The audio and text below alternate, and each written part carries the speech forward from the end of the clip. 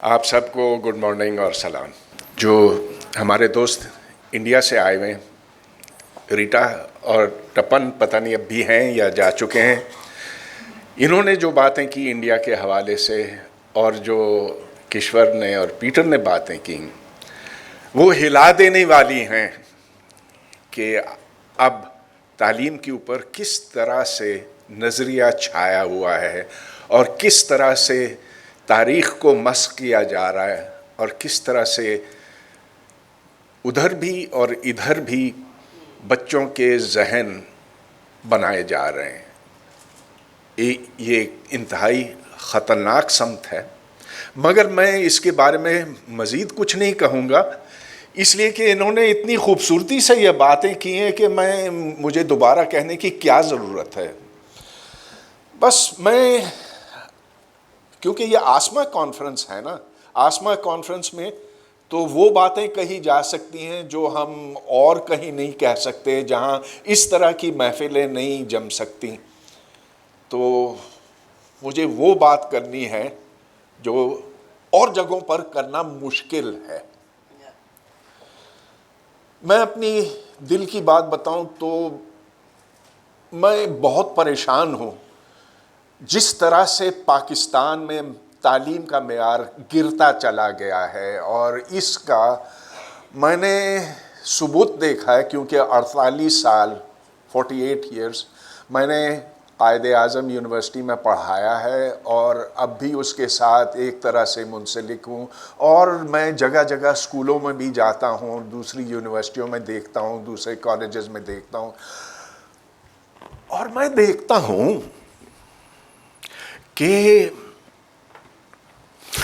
ایسے لگتا ہے کہ یہ تعلیمی ادارے جو ہیں اصل میں جہالت کے منبع ہیں، جہاں آپ کو وہ ٹیچرز بھی نہیں دکھائی دیتے ہیں جو صحیح ایک انگریزی کا جملہ بول سکیں، لکھ سکیں، جہاں ان میں کوئی قوت اظہار ہو، جہاں وہ فزکس جانتے ہوں، میتھمیٹکس جانتے ہوں، جو بھی اپنا سبجیکٹ ہے وہ جانتے ہوں. ایسا کہیں کہیں آپ کو ملے گا پاکستان میں، مگر وہ شاذ و نادر ہی ہے. شاید سمینہ کے اسکول میں ایسا ہو، مل جائے، ایسے ٹیچرز مل جائیں، شاید اکا دکا کہیں ہو سکتا ہے، شاید لمز میں حبیب یونیورسٹی میں آپ کو اچھے ٹیچرز کہیں کہیں مل جائیں، لیکن وہ بہت کم ہیں. اب اس کا منہ بولتا ثبوت یہ ہے کہ پاکستانی اسٹوڈنٹس کسی عالمی مقابلے میں دکھائی ہی نہیں دیتے، اور جب کبھی دکھائی دیتے وہ ان کو کبھی انعامات نہیں ملتے، تو وہ سارے کے سارے انعامات جو ہیں وہ دوسرے لوگ لے جاتے ہیں. چینی لے جاتے ہیں، ویتنام کے لے جاتے ہیں، انڈیا کے لے جاتے ہیں، بنگلہ دیش کے بھی لے جاتے ہیں. پاکستانی اکا دکا کبھی ہوتا، اور وہ بھی او اور اے لیول کا. اور تو اور نوکریاں نہیں ملتی، اس لیے کہ ہمارے اسٹوڈنٹس کو نہ لکھنا آتا ہے، نہ بولنا آتا ہے، نہ سمجھنا آتا ہے، نہ اینالائز کرنا آتا ہے. اور یہ وہ زمانہ ہے جب نوکریاں آپ کو ڈگری دکھانے سے نہیں ملتی، سرٹیفکیٹ دکھانے سے نہیں ملتی، آپ کو اپنی قابلیت ثابت کرنی ہوتی ہے، تب ہی آپ کو کوئی ایمپلائر اپنی کمپنی میں رکھے گا، اپنے ادارے میں شامل کرے گا، اور وہ دیکھے گا کہ کیا آپ ڈیلیور کر سکتے ہیں کہ نہیں. اور اگر نہیں کر سکتے تو اگر آپ کو نوکری مل بھی گئی تو وہ ایک ہلکے درجے کی ہوگی، اور اس پر بھی اگر آپ نہ چل سکے تو آپ کو نکال دیا جائے گا. ذرا کچھ اعداد و شمار دیکھیے. جو مشرق وسطی میں پاکستانی مقیم ہیں ان میں سے صرف 3% ایسے ہیں جو ڈاکٹر، انجینئر، ٹیچر، مینیجر ہیں. باقی جو 97% ہیں وہ مزدوری کرتے ہیں، ڈرائیوری کرتے ہیں، کہیں سڑکیں کھودتے ہیں، کہیں نہ کوئی اس طرح کے چھوٹے موٹے کام کرتے ہیں. لیکن ان کی تعداد اتنی زیادہ ہے کہ اس کی وجہ سے ہمیں زر مبادلہ ملتا ہے جو 30 ارب ڈالر سالانہ ہے اور جو ہماری کل برآمدات کے برابر ہے. تو یہ اتنی بڑی رقم آتی ہے، لیکن یہ چھوٹے چھوٹے پیشوں سے جو اب میں ذرا اگر اوپر کی طرف چلوں، امریکہ کی یونیورسٹیوں کے اوپر ایک نظر ڈالیں، MIT، ہارورڈ، چلیے اور آگے چلتے چلے جائیں، یونیورسٹی آف کیلیفورنیا اور برکلی اور ادھر ادھر جہاں جہاں آپ دیکھیں، پاکستانی کسی سائنس کے شعبے میں آپ کو دکھائی نہیں دیتا. پوری دنیا میں آپ دیکھ لیں، آپ کو ایک بھی پروفیسر آف میتھمیٹکس کسی یونیورسٹی میں نہیں دکھائی دے گا. ہاں، مجھ جیسے لوگ ہیں جو تھیوریٹیکل فزکس کے ہیں، ایسے کوئی 20-30 ہوں گے، but not even one single professor of mathematics who is Pakistani in the entire world. philosophy doesn't exist. Philosophy doesn't exist as a discipline, Kishwar. It is not allowed in our country. ادھر آپ فلسفے پہ بات ہی نہیں کر سکتے. Department آپ کھول دیں، لیکن کیونکہ فلسفے کے لیے آپ کو سوال کرنے ہوتے ہیں نا، اور وہ سوال آپ کو بہت دور تک پہنچا سکتے ہیں. لہٰذا معذرت کے ساتھ کشور، اسلام کی تاریخ میں فلسفہ نہیں رہا ہے، نہیں ہو سکتا. اچھا، اب حالات ہمیشہ یوں تو نہیں تھے. اگر آپ دیکھیں تو 70 کی دہائی تک معاملہ اتنا اچھا نہیں تھا، لیکن پھر بھی بہتری کی طرف جا رہا تھا. لیکن پھر آیا ضیاء الحق کا زمانہ، پھر ایک جو سمت طے ہوئی نیچے کی، وہ اب تک ریورس نہیں ہو پائی ہے.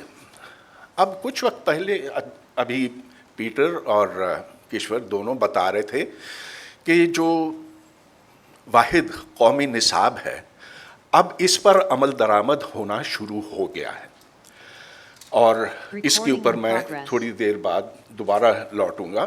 لیکن اب سوال یہ ہے کہ یہ جو پسماندگی ہے ہماری، اس کا سبب کیا ہے؟ کیا یہ ہے کہ ہم روپیہ کم خرچ کرتے ہیں تعلیم کے اوپر؟ ہاں، ظاہر ہے کہ ہم زیادہ خرچ کر سکتے، لیکن جیسا کہ ایک بالٹی میں آپ چھید کر لیں، جتنا بھی آپ پانی اس میں ڈالیں گے وہ نیچے سے بہہ جائے گا.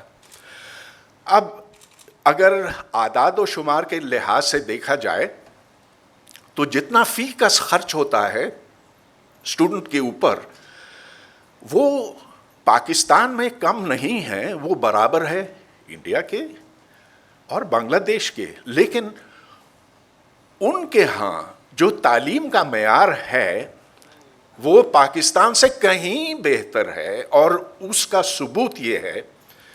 انڈیا کی خیر بات ہی اور ہے. انڈین پروفیسرز تو امریکہ میں ہر یونیورسٹی میں آپ کو دکھائی دیں گے، اور ڈھیروں ڈھیر دکھائی دیں گے. وہ MIT میں، ہارورڈ میں، برکلی میں، کارنیل میں، جہاں جہاں آپ جائیں، ان کے mathematics, physics, engineering, sociology, anthropology, ہر ڈپارٹمنٹ کے اندر وہ بھرے ہوئے ہوتے ہیں. پاکستانی نہیں دکھائی دیتا. تو اس کو اگر ہم اور پیچھے کی طرف لے جائیں کہ آخر اس کے اسباب کیا ہیں، وہ اسباب آپ کو تلاش کرنے ہوں گے تعلیم کے تصور میں. مختصر یہ کہ دو مختلف قسم کی تعلیم کے تعلیمی نظام ہیں.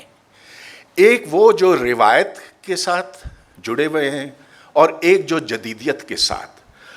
جو روایتی تعلیمی نظام ہے اس میں علم کا تصور بڑا مختلف ہے جدید نظام تعلیم سے. تو روایتی طور پر سارا علم اوپر سے اترتا ہے، تو جو اصل سچائی ہے وہ آپ کو آسمانی کتابوں میں بند دکھائی دے گی، اور اس میں ہاں اس کی آپ تشریح کر سکتے ہیں، تعویل کر سکتے ہیں، مگر اس میں آپ رد و بدل نہیں کر سکتے. اجتہاد ایک اور چیز ہے. اس میں آپ زبر اور زیر کا فرق بھی نہیں ڈال سکتے. آپ اس کے مختلف مطلب نکال سکتے ہیں، آپ یہ بتا سکتے ہیں کہ اسباب نزول کیا تھے وغیرہ، لیکن اس سے زیادہ نہیں. لہذا جدت منع ہے. علم تخلیق نہیں ہوتا کیونکہ خالق ایک ہی ہے، وہ اوپر والا ہے. اس کے برعکس جدید تعلیم، اس میں ہم ہر وقت نیا علم تخلیق کرتے ہیں. دیکھیں نا، اردو زبان میں کوئی ایسی چیز نہیں ہے تخلیق علم. اردو زبان میں ہے تحصیل علم، علم حاصل کرنا، تخلیق نہیں. جو طرز ہے، طرز تعلیم ہے، سو روایتی نظام میں یہ کہ آپ کو یاد کرنا ہوتا ہے، حفظ کرنا ہوتا ہے. اسی لیے حفظ پر اتنا زور ہے. اور جیسا کہ اب پیٹر بتا رہے تھے، اب قرآن بھی حصہ بن گیا، اور تو اور تجوید بھی آج کل کے نصاب میں شامل ہو گیا. اور وہ اس قدر ضروری سمجھا جاتا ہے کہ اس کے بغیر تو آپ کا اسلام مکمل نہیں.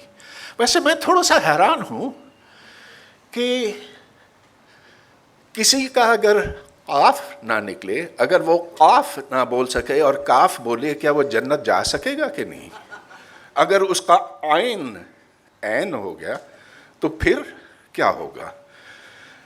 میرا خیال ہے کہ اللہ میاں پہ چھوڑ دینا چاہیے. لیکن ان کا یہ کہنا ہے کہ ایک بچے کے ہر روز 1 گھنٹہ آپ کو لگانا ہے، اور اس کام کے لیے ایک میجسٹریٹ ہوگا، پولیس والا ہوگا، جو ڈنڈے پہ کے زور پہ قرآن اور قرآن کی تجوید پڑھائے گا. نتیجہ اس کا یہ ہوا ہے کہ computer science has been dropped as a subject. زور ہے یاد کرنے پر، زور ہے رٹنے پر. لائبریری پیریڈ اسلام آباد کے اسکولوں میں ختم کر دیا گیا ہے. کمپیوٹر سائنس ختم کر دیا گیا ہے. کیا ہم اس میں صرف عمران خان کو قصوروار ٹھہرا سکتے ہیں؟ عمران خان ضرور، ہاں، اس پر ہم الزام لگا سکتے ہیں کہ اس نے مدارس اور عام اسکولوں کو یکجا کیا. یہ جو واحد قومی نصاب کی ابھی بات ہوئی، اس کا بنیادی مقصد یہ تھا کہ یہ جو 2 نظام تعلیم ہے، روایتی اور جدید، ان کو ختم کر کے ایک بنا دیا جائے اور یہ واحد قومی نصاب کے نام سے جانا جائے گا. اس سے عمران خان کا یہ خیال تھا کہ جو تفریق ہے ہمارے نظام تعلیم میں سو ختم ہو جائے گی، اور یہ پیسہ خرچ کیے بغیر آپ کو سرکار کی طرف سے مزید کچھ پیسہ نہیں لگانا ہوگا. کوئی کھیل کے میدان نہیں بنانے ہوں گے، کوئی پینے کا پانی فراہم نہیں کرنا ہوگا، کوئی کتابیں اس کے لیے لائبریری میں نہیں ڈالنی ہوگی، کچھ بھی نہیں کرنا ہوگا. آپ اس نصاب کو برابر کر دیجئے، سب کچھ ٹھیک ہو جائے گا.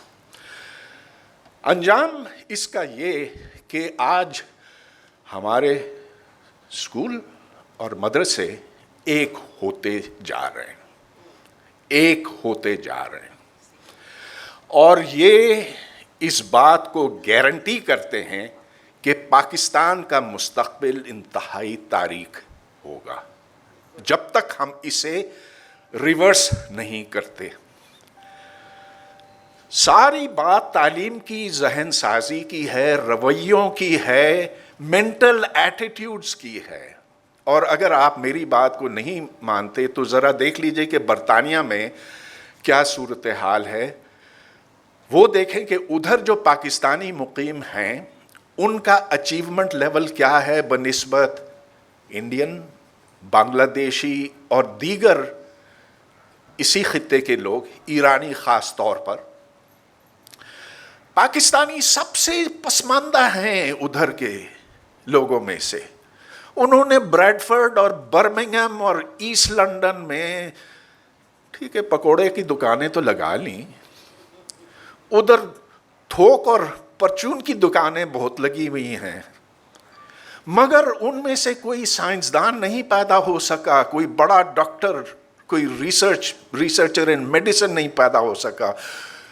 सियासत में ठीक कर रहे हैं, हाँ ठीक है, वो मेयर ऑफ लंदन भी पाकिस्तानी है, लेकिन इल्म के शोबे में सबसे पसमानदा लोग पाकिस्तानी हैं, वो जो बरतानिया में रहते हैं और जिनके पास हर किस्म की सहूलत है, जिनके पास कोई वसाइल की कमी नहीं है, लेकिन सोच का फक़दान है, सोच पसमानदा है। सोच ये है कि हर चीज़ को हमें मज़हब के साथ जोड़ना चाहिए, लिहाजा वो अपने बच्चों को मदरसों में भेजते हैं, वो होम स्कूलिंग करते हैं, वो उन्हें वैसा ही कुरान पढ़ाते हैं, वैसे ही तजवीद पे इसरार करते हैं जैसा कि हम यहाँ पर करते हैं। और अब जैसे जैसे अलालत में तेज़ी आ रही है, जैसे जैसे हम ज़्यादा बीमार हो रहे हैं, वैसे वैसे हम और ज़्यादा उस समझ जा रहे हैं। तो ये बिल्कुल वैसी बात है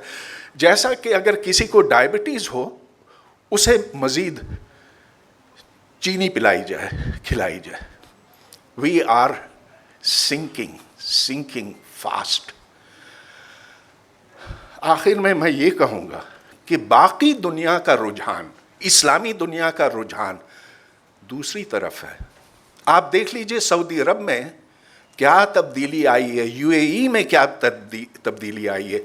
वो जानते हैं कि जितने भी ये वसाइल हम डालेंगे तालीम में, उनका कोई फ़ायदा नहीं जब तक कि हम जदीदियत के साथ हम आहंग होने की कोशिश ना करें। और अब वो पूरे ज़ोर के साथ उस तरफ दौड़ने लगे हैं। ईरान ले लीजिए, गो कि ईरान में मुल्लाओं का राज है और रहा है अरसे दराज से, लेकिन उन्होंने कभी साइंस और जदीद उलूम के साथ उस तरह का रिश्ता नहीं रखा जो यहाँ पर है। ईरान में आप माने या ना माने, वहाँ पर नज़रिया इर्तिक़ा पढ़ाया जाता है। Darwin's theory of evolution is taught in Iran. यही वजह कि उनके जो ड्रोन्स हैं ना, अब यूक्रेन में इस्तेमाल हो रहे हैं। और हमारी इतनी बड़ी जो डिफेंस इंडस्ट्री है, जिसके ऊपर इतने फौजी लगे हुए हैं, they can't even cell $200 million worth a year. कुछ भी नहीं है। This defence industry in war is a disaster. क्यों? तालीम ही नहीं है। मैं नहीं कह रहा हूँ कि जंग का सामान तैयार करना अच्छी बात है, लेकिन हमारी इंडस्ट्रियल कैपेसिटी नहीं है। इंडिया का software export is $148 billion a year हमारा। हम इस बात पे फ़ख्र करते हैं कि हमारा 2 बिलियन है। क्या वजह है? इसलिए कि इधर हमने भूसा भरा हुआ है, हमारे बच्चों में खोपड़ियाँ खाली हैं, कर कुछ नहीं सकते, मुलाजमतें नहीं मिलती। सॉफ्टवेयर जिसके लिए आपको कुछ भी नहीं चाहिए सिवाय इसके, अक्ल के, लॉजिक के, उसमें हम कदम ही नहीं रख सके। ये निज़ाम तालीम की बर्बादी का खमियाजा हम भुगत रहे हैं। इसे बदलना होगा। तारीख़ी तौर पर देखा जाए, बस मैं अपनी बात इधर ख़त्म कर रहा हूँ। ये कोशिश की गई, ये 18वीं सदी की बात है, मोहम्मद अली के मिस्र के ज़माने की बात है कि मदारिस और स्कूलों को, जदीद स्कूलों को यकजा करने की कोशिश की गई। मोहम्मद अली को वो ख़त्म करना पड़ा। फिर आप सल्तनत उस्मानिया का दौर देखें, वहाँ भी कोशिश की गई और ये जान लिया गया उस ज़माने में, आज से 200-250 साल पहले, कि मदरसा और स्कूल कभी इकट्ठे नहीं हो सकता। उसका मकसद, मदरसे का मकसद है आपको जन्नत पहुंचाना, स्कूल का मकसद है کہ اس دنیا میں بہتر زندگی گزارنا. یہ دو مقاصد ایک دوسرے کے ساتھ بالکل مختلف ہیں، ان کا آپس میں کوئی تعلق نہیں ہے. اگر ہم نے یہ اصرار کیا اور لگے رہے تو پاکستان بنے گا افغانستان. ایک آخری بات، پیٹر، آپ نے کہا کہ افغانستان میں حالات خراب ہیں تعلیم کے اعتبار سے. میں نے ان افغانستان کی درجنوں کتابیں دیکھی ہیں، نصابی کتب دیکھی ہیں ہر شعبے کی، اور ڈان میں میرا آرٹیکل بھی ہے اس موضوع پر. میں نے سائنس کی بھی دیکھی ہیں، میں نے زبان سکھانے کی بھی دیکھی ہیں، انگلش لینگویج، فارسی، پشتو، جو دوسری زبانیں وہاں پر، how they teach those languages.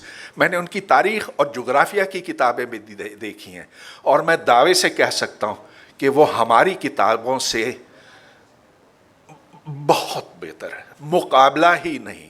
لہٰذا اس پورے خطے میں آپ افغانستان کو پسماندہ نہ کہیں، اس ملک کو پسماندہ بنایا گیا ہے ان ظالموں نے جو منسٹری آف ایجوکیشن پہ قبضہ کیے ہوئے ہیں. ان غاصبوں کو ہم نے قصوروار ٹھہرا کر ان کو سزا دینی چاہیے کہ انہوں نے اس پوری قوم کو برباد کیا ہے. We have to get them out, otherwise Pakistan will not have a future. Thank you very much for listening to me.